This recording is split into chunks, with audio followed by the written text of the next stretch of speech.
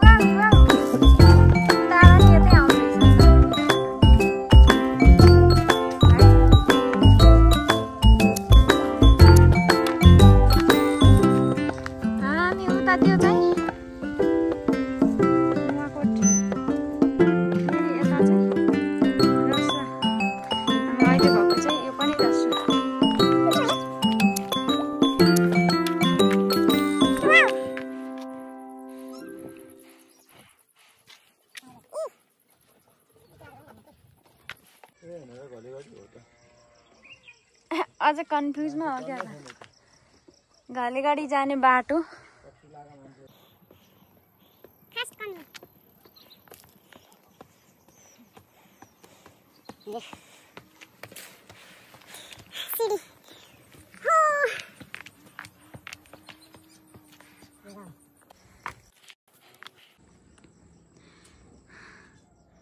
This is Baahubali झरना। बर्खा लागेपछि चाहिँ आउँछ, अहिले चाहिँ आउँदैन पानी। हामी आएको चाहिँ त्यहाँबाट नभएको त्यो त्रिशुली बजार भयो। यो खोलादेखि त्यो ड्याम त्रिशुलीको। हामी आएको चाहिँ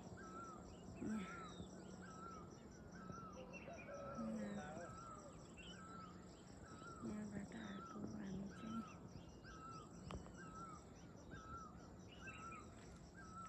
स्वाट वहाँ माथि पुगिहाल्नु भयो सर।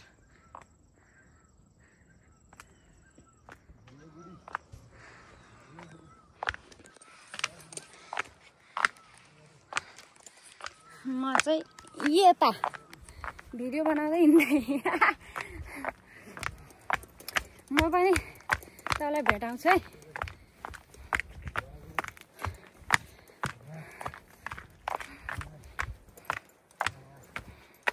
अहिले त गर्मी भयो, अघि जाडो जाडो भएको थियो।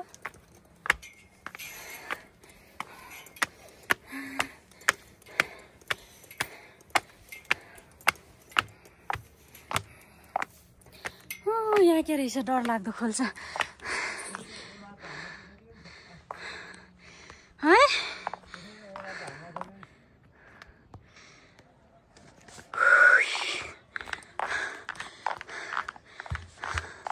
यहाँ टक्क बस्ने ठाउँ रहेछ। कस्तो डर लाग्ने भिड चाहिँ।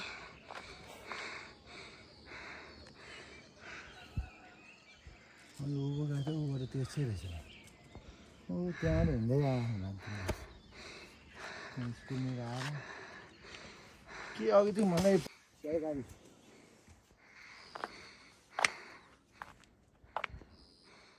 यहाँबाट देखिने दृश्यहरू डाँडो कटेस नि राम्ची अनि माथि हाम्रो पावर हाउसको घर सेतो देखिन्छ नि सस्तो त्यही हो कहाँ ए यही हो है हिराका सानो यहाँ देखिन्छ यो पावर हाउस यहाँ तल अस्ति हामी घुम्न गएको ठाउँ हाम्रो पावर हाउस त्यो डाँडाको मुनि यता खोलो छ नि बिचको नारो छ नि त्यो डाँडाको मुनि ड्याम लामटाङ जाने नि त्यहीबाट हो नि त लामटाङ यता जाने आकाश पानी बहिरहेको होला कि फोन हान्नु पऱ्यो बुढाहरू कहाँ पुग्छ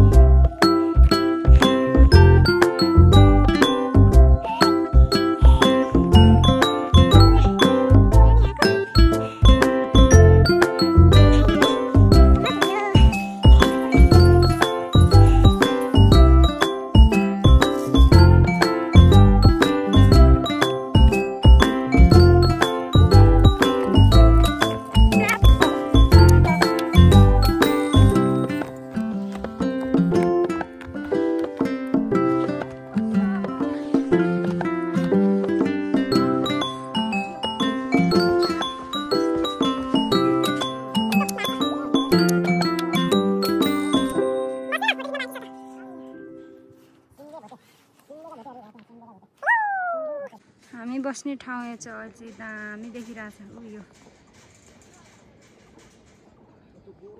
1 2 3 4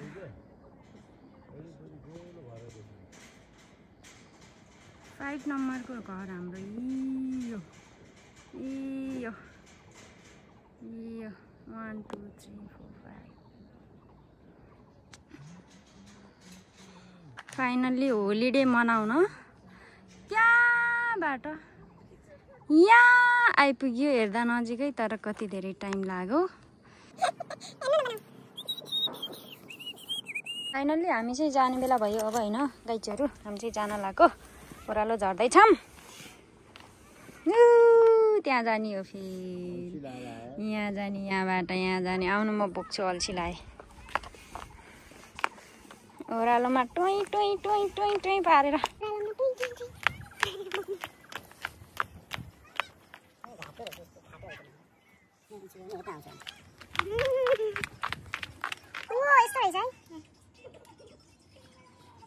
ठुलो पत्थर मेरा बेबी गोया मैं जाऊंगी उनके पीछे पीछे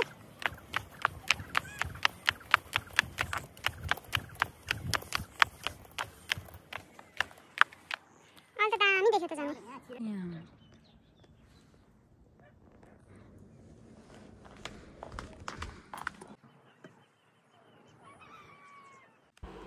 तल झर्दा झर्दै यो चाहिँ के रहेछ यहाँबाट पनि माथि जाँदो रहेछ अब चाहिँ हामी फाइनली बाटो लाग्यो है कच्ची बाटोबाट चाहिँ जान लाग्यो अहिले चाहिँ अघि चाहिँ पिच भएकै बाटोबाट आएको त्यो चाहिँ एकदमै लामो रहेछ होइन टप्पा पुगेर कालिका स्थान पुगेर फेरि तल झर्नु पर्ने रहेछ त्यही भएर हामीले चाहिँ त्यहाँको मान्छेलाई चाहिँ सोधेर सर्टकट बाटो छ कि छैन सोध्दा छ भने अनि त्यसपछि कच्ची कच्ची रहेछ घर त पुरै खाली खाली छ मान्छे छैन घरमा सबै घरहरूको ढोका बन्द मात्रै बुढा मान्छे मात्रै यहाँनिर चाहिँ बुढाबुढी मात्रै सबै विदेशतिर जाँदो रहेछ मान्छेहरू चाहिँ सायद त्यही भएर नै होला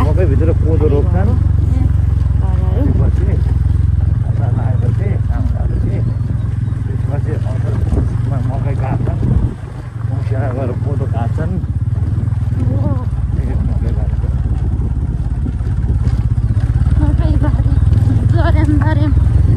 बाटो कच्ची बाटो हाम्रोतिरको राम्रो छ अझ यस्तो बाटोभन्दा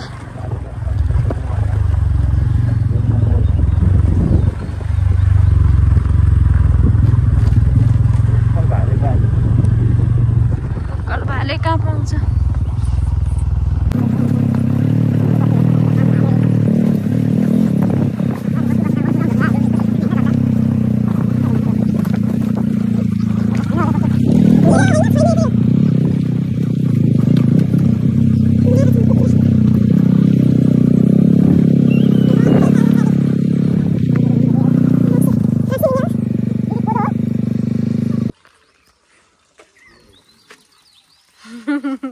भिडियो कोदोको अर्ग्यानिक के गर्ने लगेर दाइलाई लगिदिने हो कविर दाइको लागि स्पेसल नासो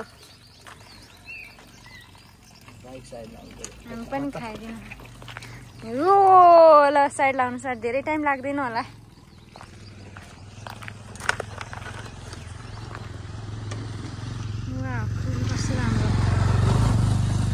हामी आएको बाटो चाहिँ माथि डाँडाको अघि चाहिँ कविर दाइको फोन आयो कविर दाइ भन्ने बित्तिकै चाहिँ हामीले एकजना दाइको लागि चाहिँ नासु कोदोको रक्सी प्योर रक्सी ल्याइदियौँ अनि त्यसपछि आलु पनि किन्यौँ यो कुन गाउँपालिका के ठाउँको नाम चाहिँ के रहेछ यो त्यसपछि लाग्यौँ आलु सालु बोकेर होइन चाहिँ मकै धेरै पाउँदो रहेछ धेरै जसो चाहिँ मकैमा यो अनि यो त सिधै काठमाडौँ पठाउँछु भन्दै थियो त होइन काठमाडौँदेखि नजिकै छ तैपनि तर बाटो चाहिँ कच्ची नै रहेछ नजिकै त्यहाँको बाटो त प्लास्टिक कच्ची ठिक छ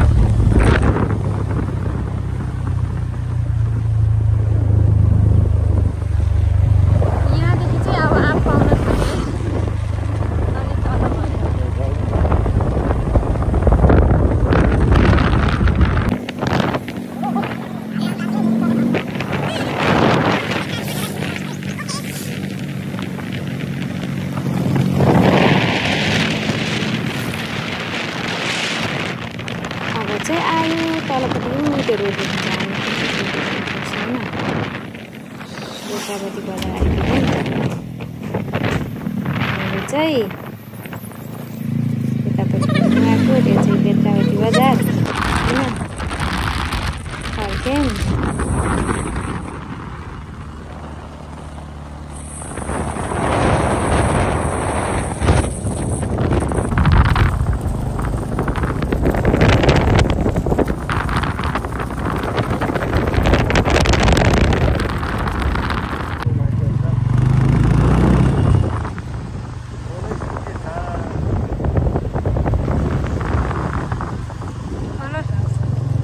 सुकेर त नि लु आयो अब हाम्रो वासस्थान। त्यो घरहरू